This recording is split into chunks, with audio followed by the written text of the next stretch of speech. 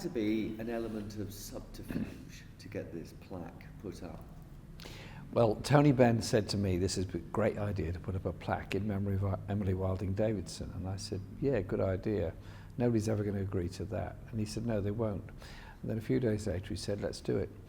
And then he asked me to help him. And so I met him when the house finished one evening, went to his car, picked up the toolbox, the plaque and some tools and an electric drill, walked through Parliament late at night, 11 o'clock.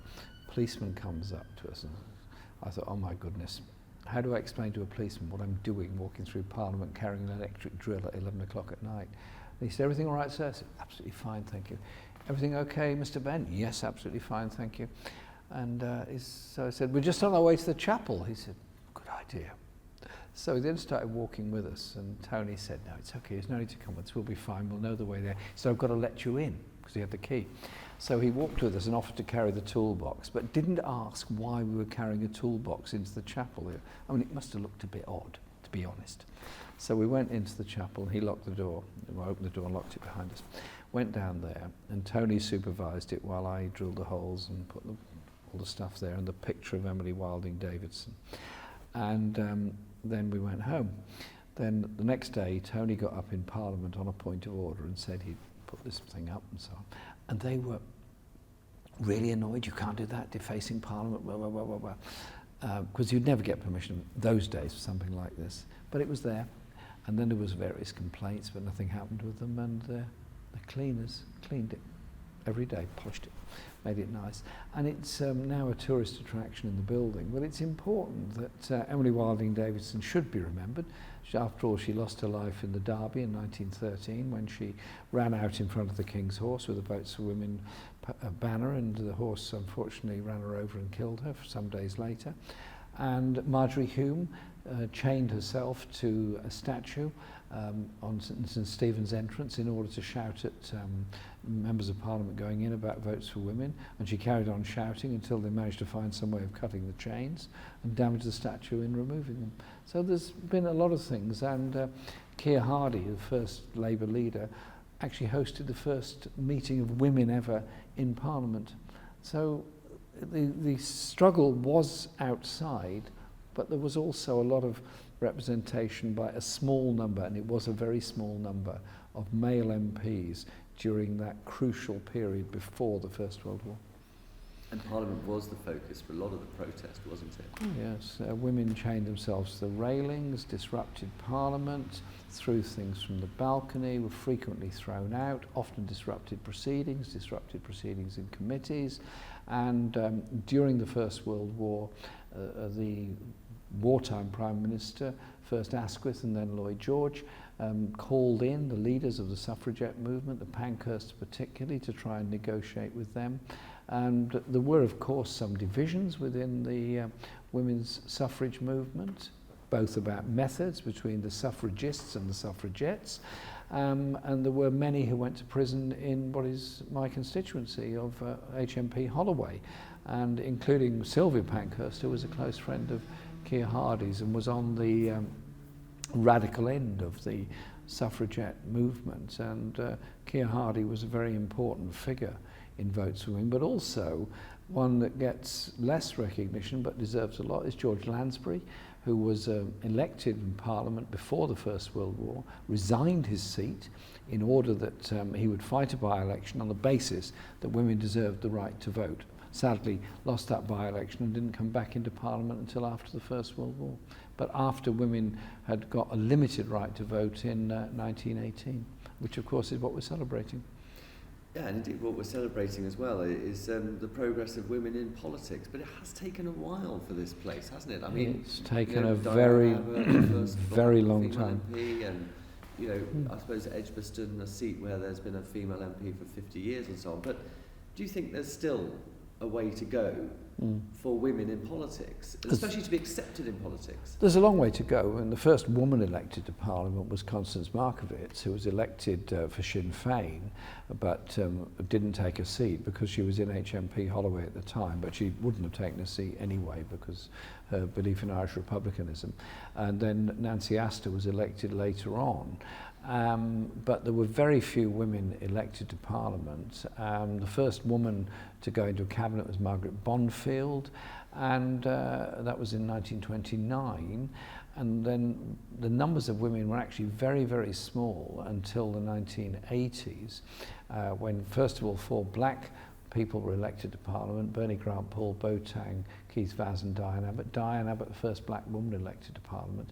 Numbers of women increased with the campaign for women's representation in the Labour Party and women's sections, and crucially all women shortlists. So I'm now pleased to say our shadow cabinet is 50-50 men and women, and our national executive has a majority of women on it, and in many parts of the country there are more women than men who are members of constituency Labour parties, but there's a long way to go. I want to see at least 50-50 representation in Parliament. Hopefully we'll achieve that at the next election as far as Labour's concerned. But it's also, yes, about women being in Parliament, being councillors, being mayors, and unfortunately there are very few women executive mayors in the country. That has to change. But it's also about women in the country and their esteem and opportunities. I think that we've got a lot to learn, both from the suffragettes and what they did, but also earlier people such as Mary Wollstonecraft, whose book at the end of the 18th century on a vindication of the rights of women is the one that's most remembered. But in some ways the more significant one was education for women and girls, because she said the crucial thing is education that girls can achieve just as much as boys, if not more. So what you're saying is, you know, we are celebrating 100 years of suffrage for women, but there's still a long way to go, even in today's society, in terms of equality for women. Indeed so. There is roughly 20% gender pay gap. That should be closed. It can be closed by proper accounting procedures that examine the pay levels within companies and organisations. There is a question of the esteem with which pupils are treated in all our schools, and also inspiring girls that they can achieve just as much as boys in technical subjects as well as all the other subjects. And yes, it is changing, and yes, young women are often quite rightly very ambitious and want to achieve so much more. But we have to recognise what we've achieved, but also use that as a springboard to go further forward. What ways could you suggest to enhance equality for women? I mean, I'm thinking in the aftermath of the President's Club, for example. I mean, should men-only events, public men-only events and corporate men-only events be banned? The President's Club was appalling at every level. The idea that you would have a sort of men-only dinner with a sign up saying political correctness ends at the door. Sorry, this is the 21st century.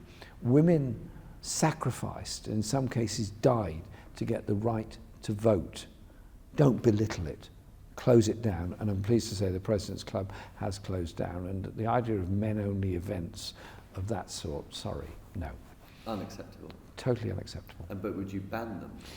Well, could you ban them? I think they possibly illegal with inequalities legislation in some circumstances. I would want men to understand that it's just simply wrong and unacceptable. A group of men coming together to discuss their attitudes towards women in a positive way could be a good thing. That could be a good thing. It could make them understand that you cannot behave in this way towards women. But the President's Club is nothing of that sort. That was just about belittling women, and it's wrong. Final question, and just bring it back to Parliament. Is this still a masculine place? I mean, could more be done in Parliament itself? Yes. To make it feel like it's an equal opportunities employer, a place where women are treated as proper equals? Yes, it can and should, and a lot more needs to be done. Parliament needs to be much more open to the public visiting, and young people, particularly young women, visiting Parliament and see what goes on. But also behaviour in the chamber. The idea that politics is just a yaboo sucks thing, who can shout the loudest and who can be the most abusive.